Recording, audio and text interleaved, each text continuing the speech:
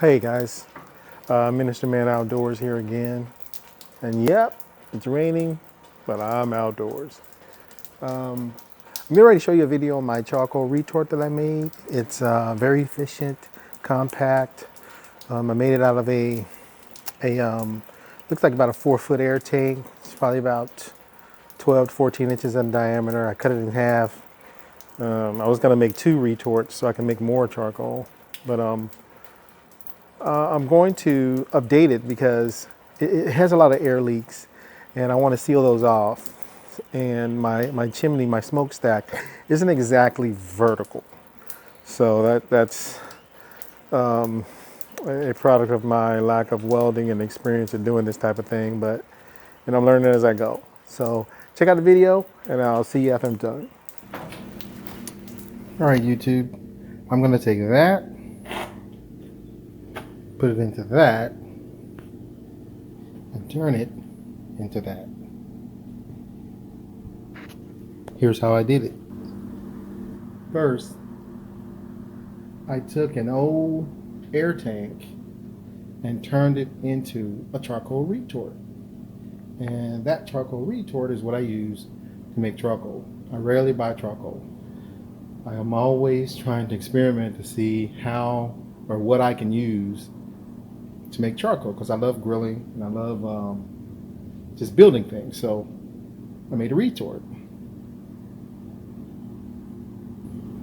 So this black barrel or canister is part of that. It was an old air tank that I got from the junkyard for maybe like $5. I cut it in half. I drilled a hole in it and put a 4-inch steel tube in it. I drilled a hole, tried to get it as center as I possibly can in the top of the retort. That's my top. I drilled holes all around, 1/4-inch holes all around my tube at equal intervals. This is where the air escapes, the gases escape. So I tried to center that hole as best as I could, and I welded the pipe inside the hole, and I went about an inch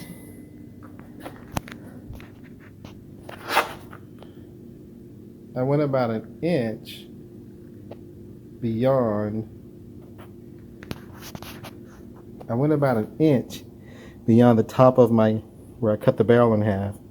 So this is about an inch up. So I need this to stick into the burn box. I cut this sheet steel. After I put my wood in there, I put this on top.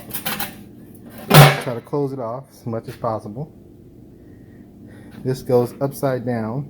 Oh, this is the right side. This is the side that goes down on the burn barrel of the firebox.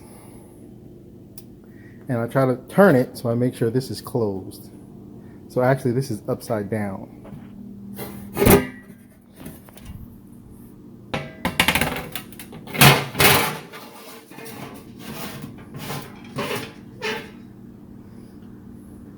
There. I welded some tubing on here to reinforce this so that it wouldn't bend. So all I do is fill this up with wood. That right there. Put the top on it. Put it down on my burn barrel. Burn it for about 2.5 to 3 hours. And I get some nice lumpwood charcoal. So you pack it full of wood. As you can see, you got a hole straight through there to my chimney.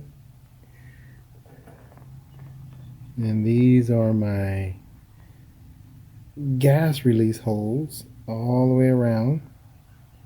You can probably see some of them inside there.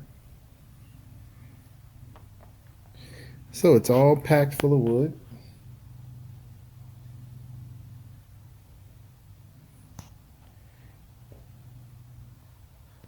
You see my rider in the back, the low rider.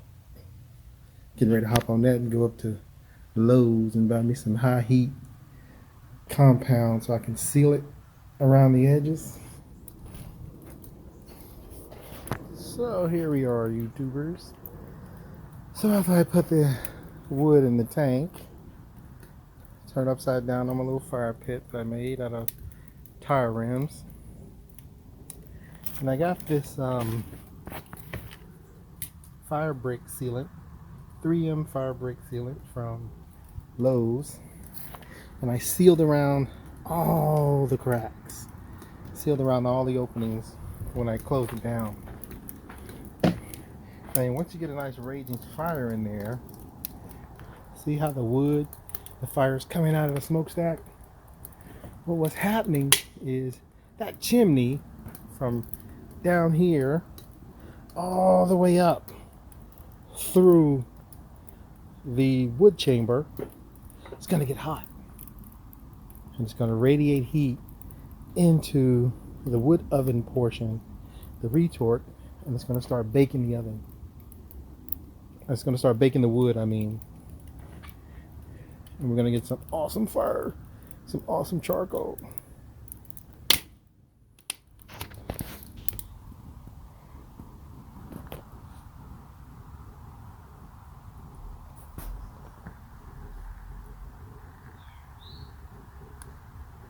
After a while, once the wood starts off-gassing, you start seeing flames come shooting up out of that chimney tube. And if it was longer, it would create more draw, and the flames would even be more intense. But it's already started off-gassing. It's only been going like 30 minutes, so that wood was really, really, really dry.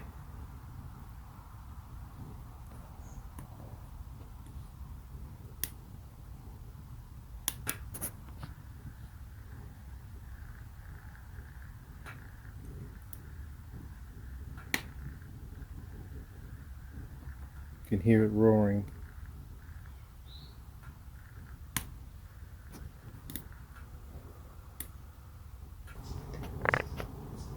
As you can see, some of the gas that's escaping through the cracks is burning off right there.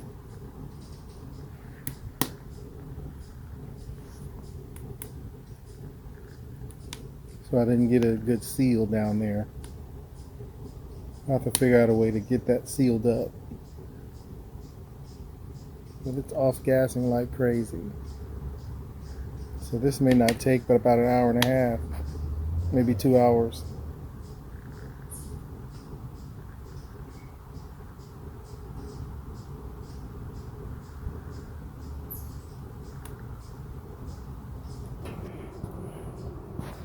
I'm trying to get a shot of it off-gassing.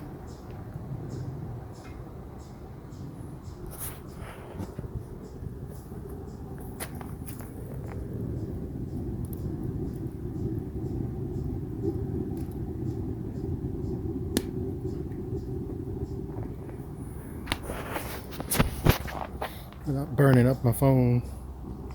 It's really hot over there.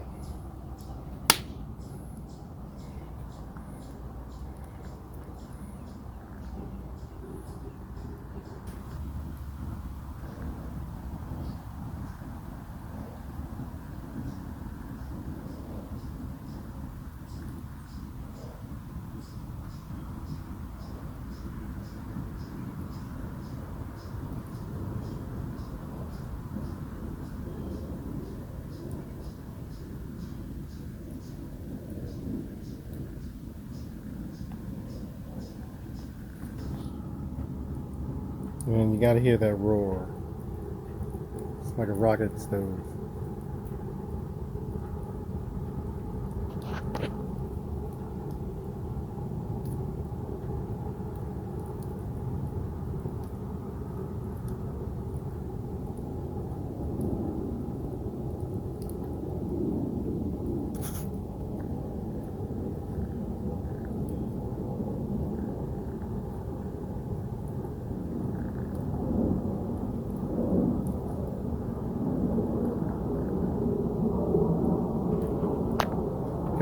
plane going overhead, so you really can't hear it good now, but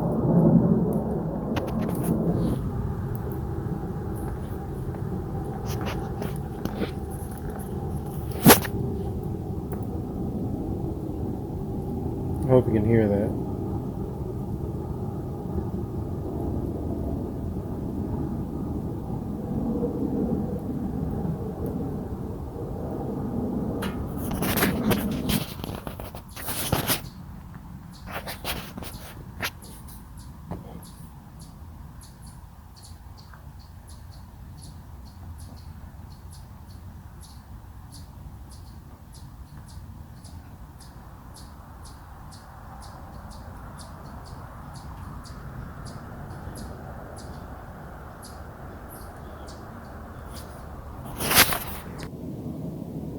All right, it's the next day.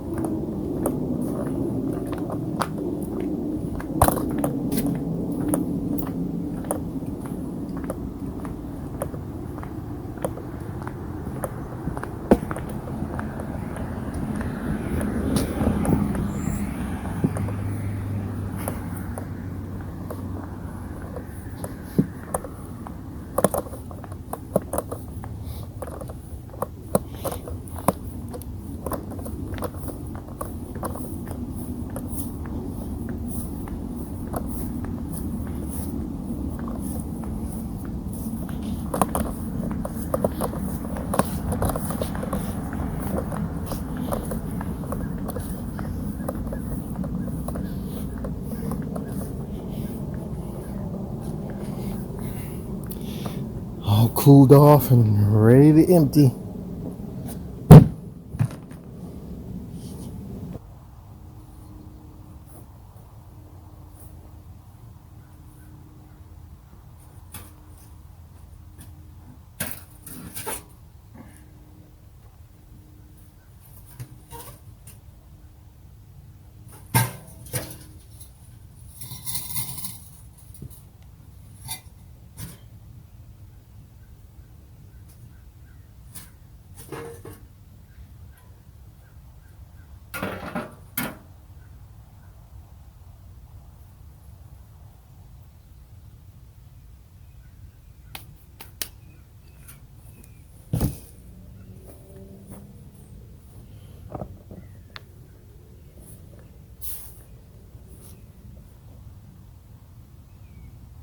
Beautiful lump charcoal. Let's dump it out.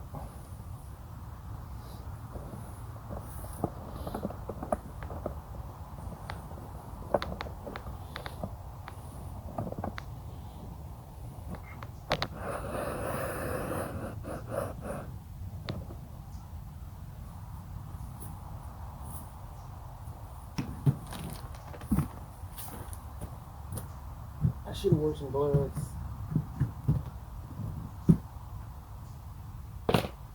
As you can see, I'm totally out.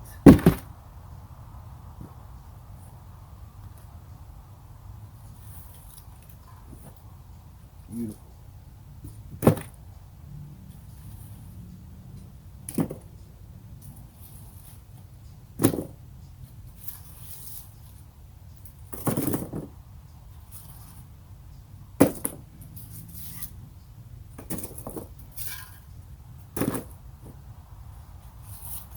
The drier the wood, the better.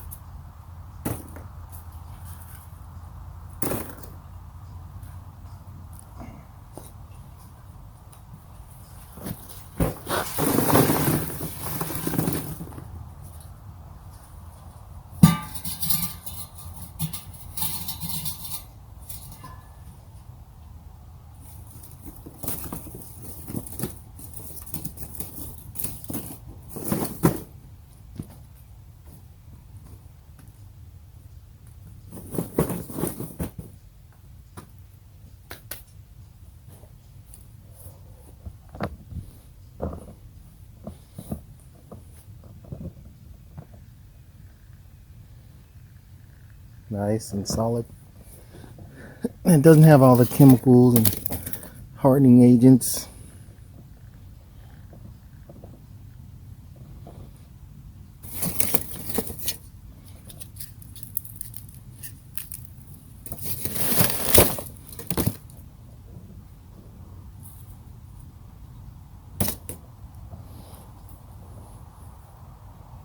Awesome.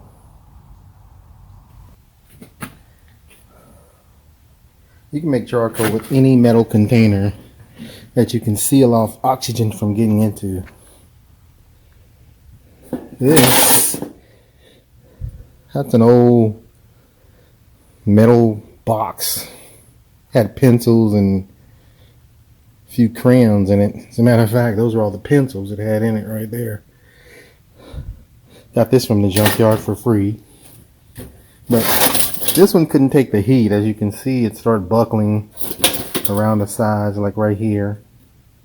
I only used it once, and it's, as you can see in there, the little light coming in on the side. It just couldn't handle the heat, so this metal was too thin. This is an old ammunition box that I also got from the junkyard. I make charcoal in it, and that works well because it's heavy duty, and it works pretty good. So any metal container you can find or build, put some vent holes in it so that the steam and the gases from the wood can come off, and you're good to go. All right, my charcoal basket is full. Now I can probably get about 20, 25, maybe even 30 cooks off of this. And also you have a small skewer grill that I make.